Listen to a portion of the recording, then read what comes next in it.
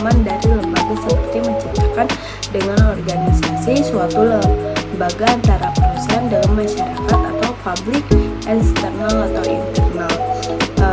Jadi yang dimana pada intinya itu suatu public relation dalam sejarah public relation adalah suatu proses terencananya untuk menciptakan hubungan yang baik dan saling pengertian secara kesinambungan antara dua belah pihak secara umum, yaitu UMAS atau public relation. Dari bangsa kita sendiri, yaitu bangsa Indonesia, tetapi perkembangan secara internasional itu bukanlah serupa hal yang baru. Dalam perkembangan awal public relation, banyak peninggalan alternatif yang dapat ditafsirkan sebagai materi terkait public relation yang sudah ada sejak zaman kuno.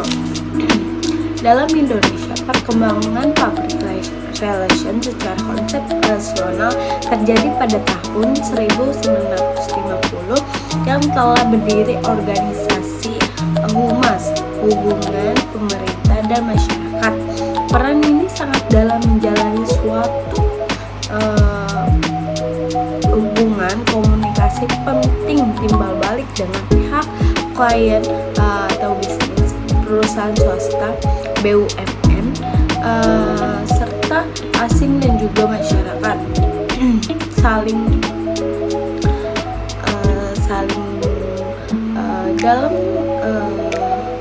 saling berhubungannya itu kita berkomunikasi dengan baik sesama.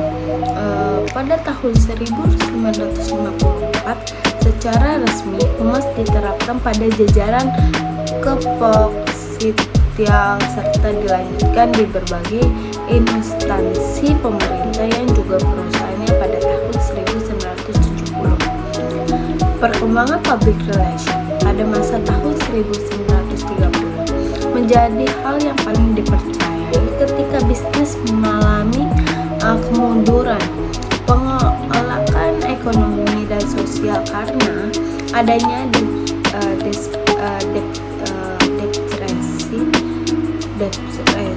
itu pada tahun 1930 memberikan dorongan kepada perusahaan untuk mencari dukungan politik.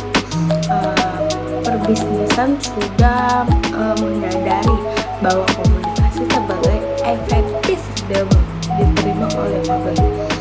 Pada tahun 1926 sampai 1933 langsung suatu upaya PR atau public relation terpada yang terbesar pada zamannya usaha PR public relation dilakukan melalui serangkaian film, poster, dan pameran. Dalam perkembangan public relation masa kini dan masa depan, perkembangan public relation zaman terkini, penggunaan media seperti Facebook, Twitter, blog, YouTube, dan lain sebagainya memahami bahwa perusahaan meningkatkan cara komunikasi yang semula suatu arah dan dua arah menjadi segala arah di tengah masyarakat fenomena, dan upaya memanfaatkan secara kumulatif para pecinta merek atau perusahaan untuk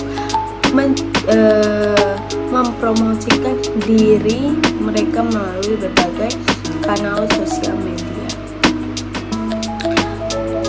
Publikasi di mana beriklan atau promosi biasa dari jarak jauh, namun terasa nyata karena ada gambaran dan